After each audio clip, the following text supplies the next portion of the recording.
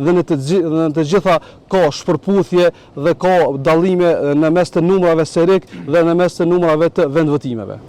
Pasi që kompania e cila I ka bërë këto fletvotime tha që procesi zgjedhor ka shkuar gjithçka në rregull, çka ajo socan kjo, ka dyshime tjera? Ne asnjëherë nuk kemi dyshuar dhe nuk kemi ngritur dyshime në procesin e numërimit, për shkak se të gjithë ata që janë edhe të partisë së vetëvendosjes I kemi shok dhe kolegë dhe nuk kemi asgjë të keqe me ta. Procesi si proces I numërimit ka shkuar çdo gjë në rregull. Mirpo ajo çfarë është gjetur brenda kutive të votimeve ngret dyshime shqetësuese se është devijuar vullneti qytetar në qytetin e Mitrovicës. Sipas Komisionit Qendror Zgjedhor, numri I përgjithshëm I fletvotimeve është evidentuar sakt dhe për secilin vendvotim, fletvotimet të shtypura kanë numra serik, të cilat përputhen plotësisht me numrin e fletvotimeve të planuara dhe verifikuara deri më tani.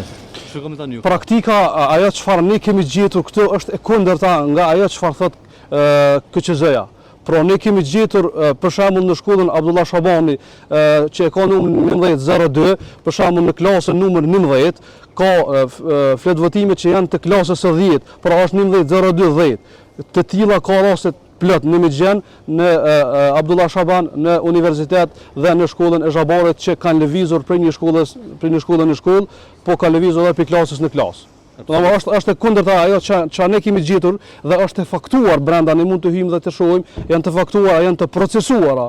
Të gjitha ato çfarë kemi gjetur dhe janë të dokumentuara edhe përmes fotografive. Pse KQZ-ja me këtë reagim? Nuk e di, është deklaratë e tyre dhe pastaj prokuroria është duke u marrur seriozisht me këtë punë, po presim na që organet kompetente ta kryejnë punën e tyre ashtu siç u takon dhe siç ka hije. E përmendet që keni pas presion prej njërit prej prokurorëve të rastit që ka qenë mbram tonë që këna mundesh më na tregu më pas gjetjeve që I kemi pasur në kuti, fletvotime që kanë lëvizur nga klasa në klasë dhe nga shkolla në shkollë, e kemi lajmëruar policinë e Kosovës. Policia e Kosovës ka ardhur në vend ngjarje, kemi dhënë të gjithë kemi dhënë intervista për policinë, policia e ka lajmëruar hetuesin, pastaj hetuesia e ka thirrë prokurorin e rast. Prokurori në momentin që ka ardhur ka thënë që asgjë nuk është e jashtëzakonshme dhe se procesi mund të vazhdojë normal duke na bërë presion, duke qenë presion I anshëm dhe ad hoc në mënyrë që ne të vazhdojmë. Mirë, por ne kemi refuzuar të vazhdojmë për shkak se ne nuk do ta shkelim ligjin në asnjë mënyrë.